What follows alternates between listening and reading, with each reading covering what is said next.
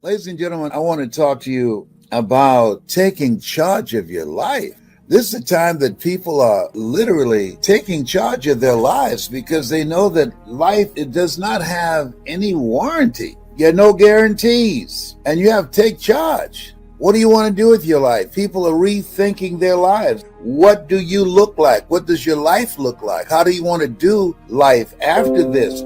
That now we have to make a conscious, deliberate, determined effort to find peace, to build stronger relationships, stronger family ties, to turn to each other rather than on each other, to stay focused on some goal, some skill that we can develop, something that we want to do, some impact we want to make with our lives, rather than just running scared. We're here to do a work, the greater work. You have something special. You got greatness in you, and you have to make a conscious, deliberate, determined effort to find out what is that greater work. What does that look like? And let me be about my Father's business.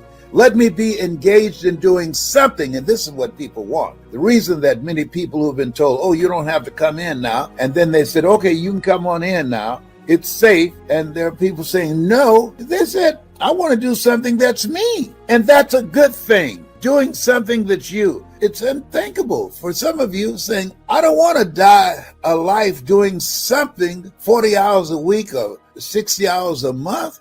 That's not me. I want to do something that resonates with me, with my heart, with the things that I know that I have within myself to do, but through procrastination, through fear, through being in a toxic, negative environment, through my not having confidence in myself. And I know about that. For 14 years, I didn't do what I'm doing because I didn't believe in me. I didn't have the confidence because I don't have a college education. I didn't think that I can compete with people with PhDs and MBAs. And being labeled educable, mentally retarded, and put back from the 5th grade to the 4th grade, and failed again at the 8th grade at Booker T. Washington High School in Miami, Florida, where Michael Baptiste is from. I did not think that I had the ability to do what I'm doing. And so here's what I'm challenging you to do. Number one, get a larger vision of yourself. I want you to live from where you see yourself going. Did you hear what I said? Live from that place.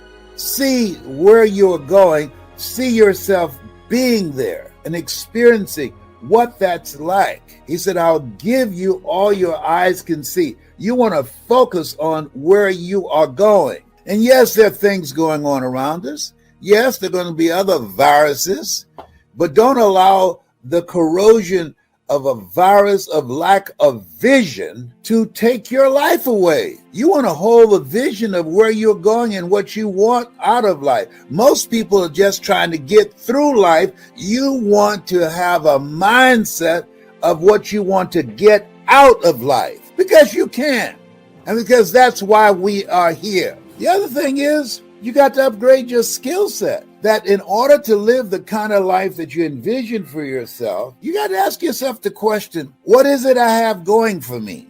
And in my case, I looked at myself and I had to ask, what is it you have going for you? What is it that people compliment you on?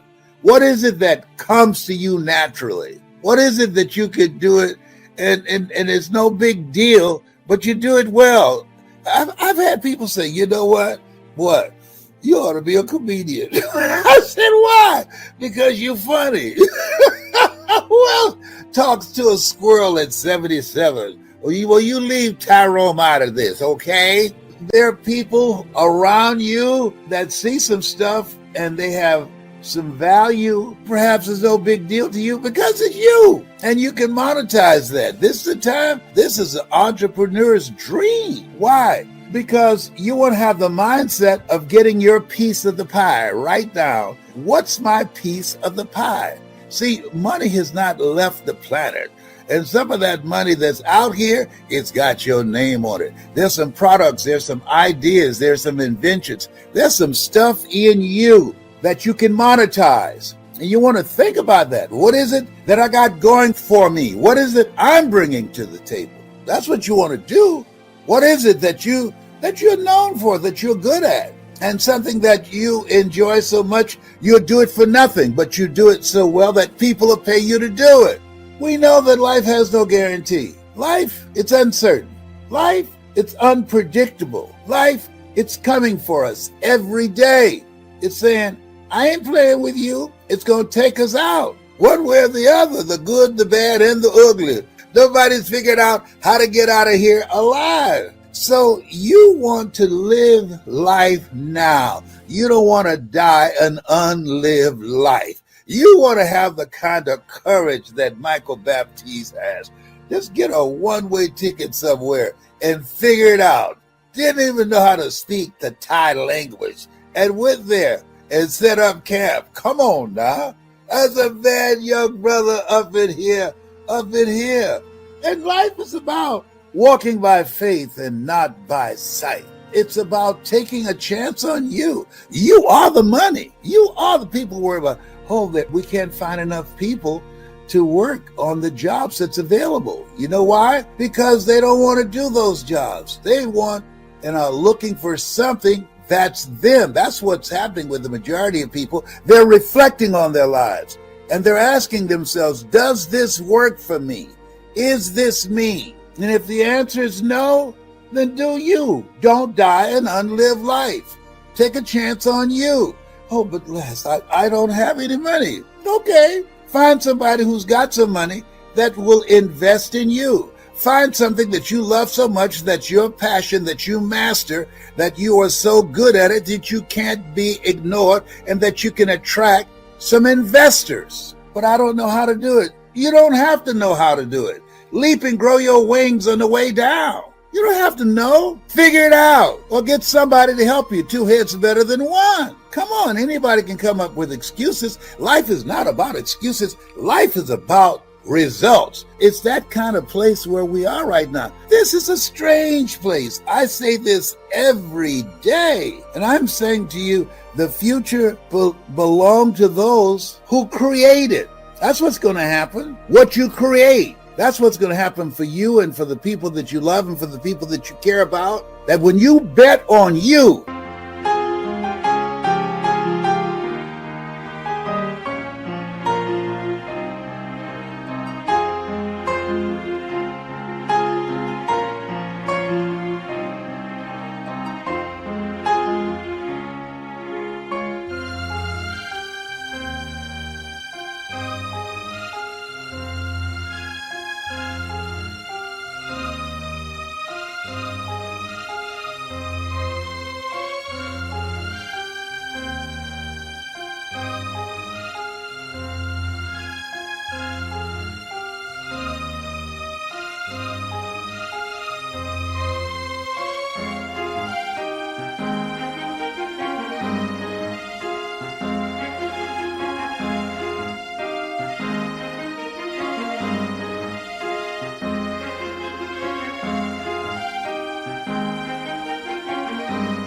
when you decide, wait a minute, I'm going to try something differently, but I don't know how to do it. Learn. I didn't know how to do what I'm doing now, but I was willing to focus my time, my effort. I was willing to invest in myself.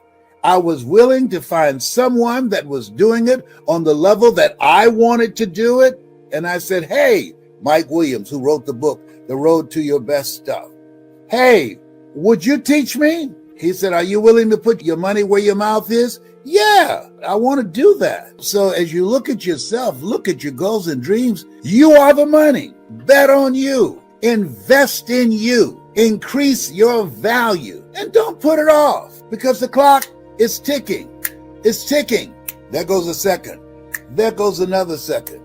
There goes another second. And all the power in the world can't bring it back. Life ain't playing with us. And so we should be serious. This conversation is not for everybody. This is for people who know that life is serious, who want to live before they die, who don't want to die an unlived life. This conversation is for people who want to see the world before they leave the world. This conversation is for people who say, I'm not mentally fit to work for somebody doing something that's not me for the rest of my life. This conversation is for somebody who said, I'm going to do what I can with what I have. This conversation ain't for everybody because most people are spectators. What do you mean by that, Les? Most people are fans.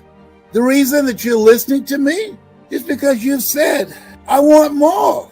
Many of you are in relationships that's already reached its expiration date and just have not conjured up the courage to say, I'm tired of dying with you. I want to do something else. I'll never forget, I was in Chicago, and I used to go there and do motivational events at Christ Universal Temple Church, and there was a couple that always came to see me, and I saw this guy sitting on one side and his wife seated on the other. And I said, hey, man, why aren't you seated with your wife? And he said, she left me. I said, she left me? He said, yes. She said that she didn't want to be with me anymore. She left the relationship. I said, oh man. I said, I'm sorry to hear that. And so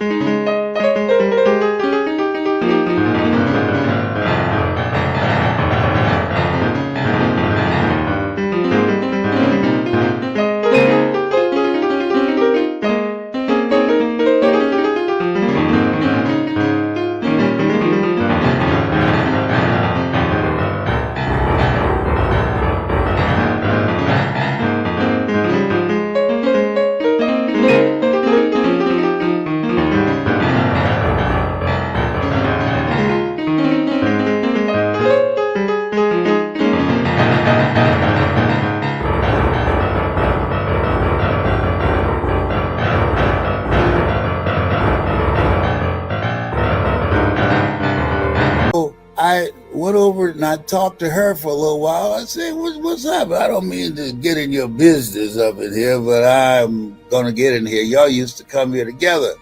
Why'd you leave him? And she said, he didn't want anything. That's why.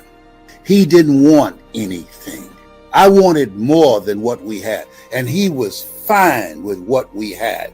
And I wasn't willing to settle for what we had. Why should we settle for fine when we can do great? You said we have greatness in you. Okay, fantastic. Let's live a great life, not just come here and hear Les Brown and go home and do the same thing. He didn't want anything. So that's why I left. Wow. And there's some value in that. And I'm not trying to break up relationships, but when you're around somebody that they don't want anything, it affects you. They don't have any goals. They don't have any dreams. They're not reaching for anything. They're not learning. They're not on a path of self-awareness. They don't have something that's in their mind, in their heart. If they don't have some obsession of something they want to do with their lives, that energy that they have, it's flat. It doesn't inspire you. It doesn't encourage you. You're not bringing out the greatness in each other. That's dangerous. The virus of mediocrity. That's dangerous because you're already dead. You're living a life that's not worthwhile. And so this is a time where first we got to work on our mind. We got to decide what with this time that I have left, what is it that I want to do? How is it that I can find some meaning and significance and I don't want to live a fear-driven life. No, I want to enjoy life. I want to travel. I want to be able to live a life that counts, that matters.